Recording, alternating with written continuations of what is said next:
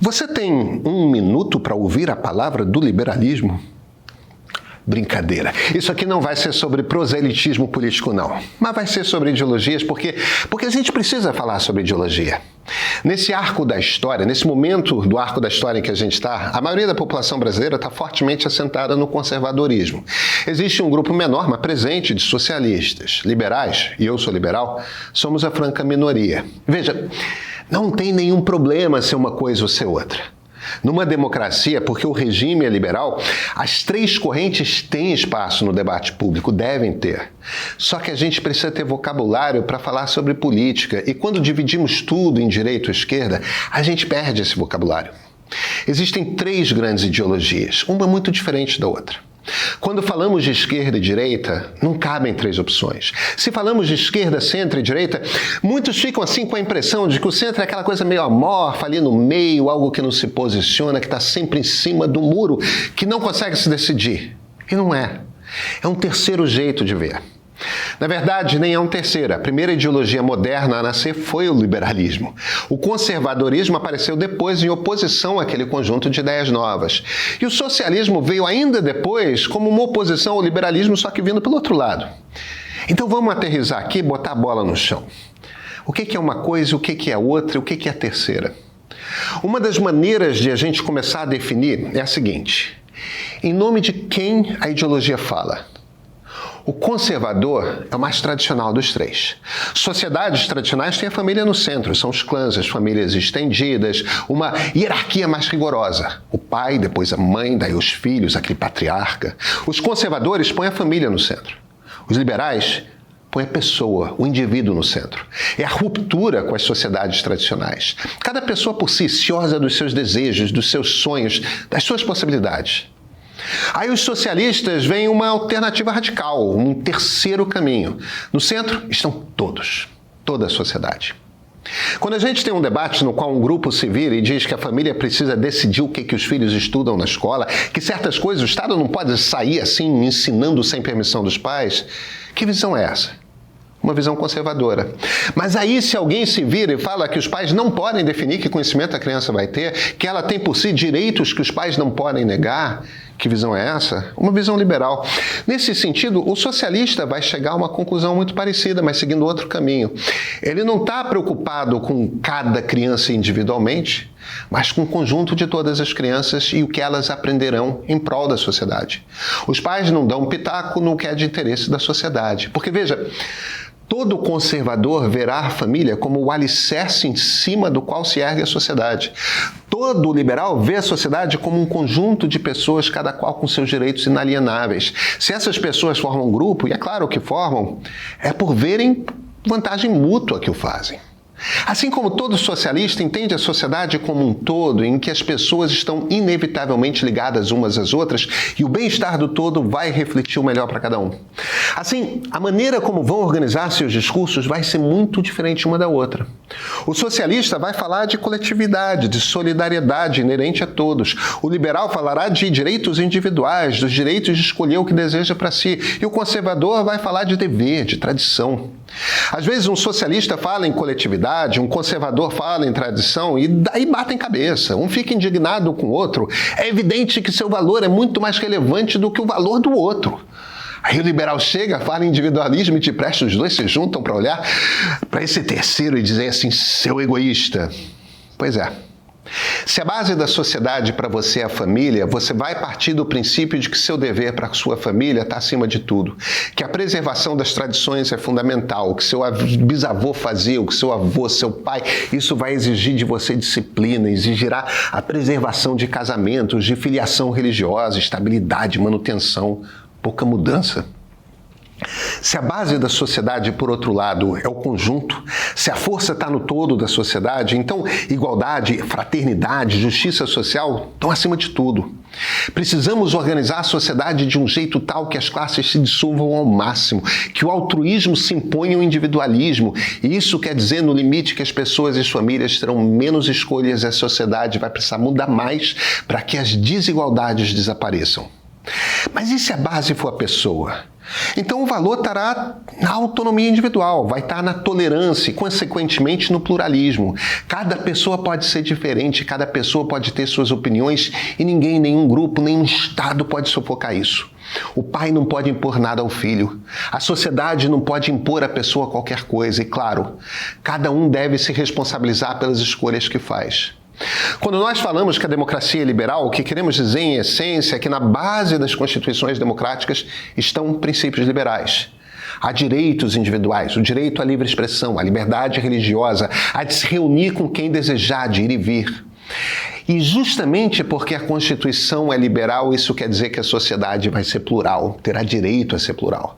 As pessoas podem pensar cada uma por si, podem amar quem desejarem, celebrar contratos com quem desejarem. Assim, no mercado das ideias, numa sociedade liberal, liberais devem disputar nos argumentos com socialistas e conservadores. Liberais podem, inclusive, ser minoritários. Hoje em dia, nós somos. Mas veja, talvez o conceito mais importante que o liberalismo traga para a mesa das democracias é essa ideia de que cada pessoa tem o direito de formar sua opinião. Que pessoas igualmente inteligentes, igualmente sensatas, pessoas todas de bom caráter, podem legitimamente chegar a conclusões distintas. Liberais acreditam que diversidade é bom e que é inerente à existência humana. A pessoa que discorda de você tem todo o direito de discordar. É inerente à nossa natureza discordarmos, sentirmos diferentemente, valorizarmos pontos distintos de um argumento, concluirmos seguindo raciocínios diversos. Ser diferente para um liberal, ser diferente é bom, é esperado, é fundamentalmente humano. Eu sou Pedro Doria, editor do Meio. Vem cá. Você sabe mesmo ler as notícias? Mas não é só bater o olho e replicar, é entender o que está por trás delas. Quem acompanha o Meio termina sempre sendo referência em qualquer conversa, tá? Porque a gente entrega análise, contexto e aumenta o seu repertório. E repertório, sabe? Repertório é tudo. Assine o Meio para ter acesso à edição de sábado com entrevistas e reportagens especiais sobre política, história, cultura, tecnologia e comportamento, escritas por múltiplos pontos de vista. O Meio Político chega às quartas na sua caixa de e-mail, com as análises de Brasília e do que você precisa olhar na lupa no cenário político. E tem o nosso streaming, né? Com docs e séries que vão te fazer maratonar produções que incluem o nosso original do Meio, Democracia, uma História Sem Fim, Elon Musk, a tomada do Twitter, o futuro do trabalho, Evangélicos da Fé ao Poder e muitas outras. Assine. Sabe por quê? Porque ajuda a pensar. Ajuda a construir suas próprias ideias. É só seguir o QR Code na tela ou então clicar no link da descrição. E esse aqui? Esse é o ponto de partida.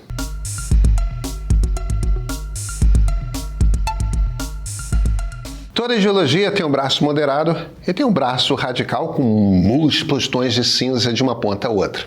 O socialista pode ser comunista ou pode ser social-democrata. O conservador pode ser, assim, um conservador light, como pode ser um baita de um reacionário. Com liberais é igual.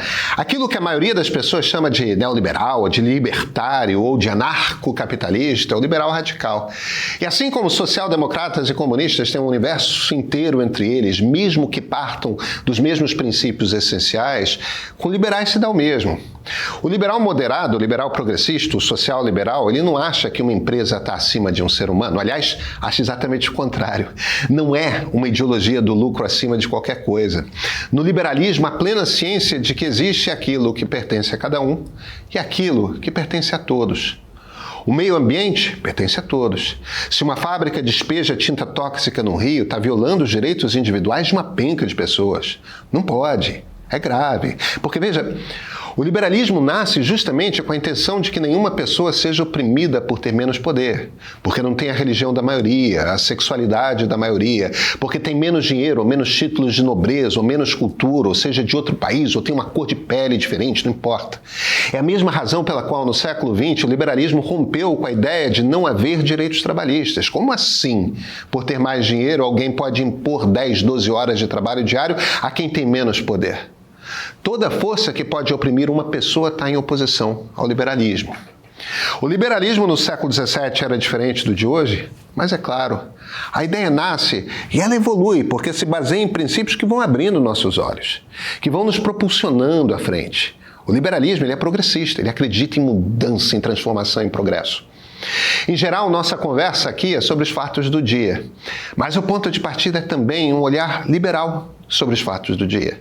Muita gente é liberal porque seus instintos são liberais, só que não sabem se posicionar perfeitamente. O movimento abolicionista no Brasil nasceu dentro do Partido Liberal. O feminismo no século XIX nasceu na Europa de dentro do movimento liberal. A liberdade sexual lá atrás, nos anos 10, 20 do século XX, isso inclui o movimento gay, hoje LGBTQIA+, vem inicialmente de liberais. Porque estamos falando sempre dessa ideia-chave. Ninguém deve ser oprimido para ser quem não é, para buscar ser o melhor. A democracia liberal, quando governada por liberais, deve, em essência, criar um ambiente no qual todos tenham dignidade e possam desenvolver seus talentos para ser o melhor que podem vir a ser. Essa é a intenção fundamental de um Estado liberal. E esse é o debate aberto. Vamos seguir conversando?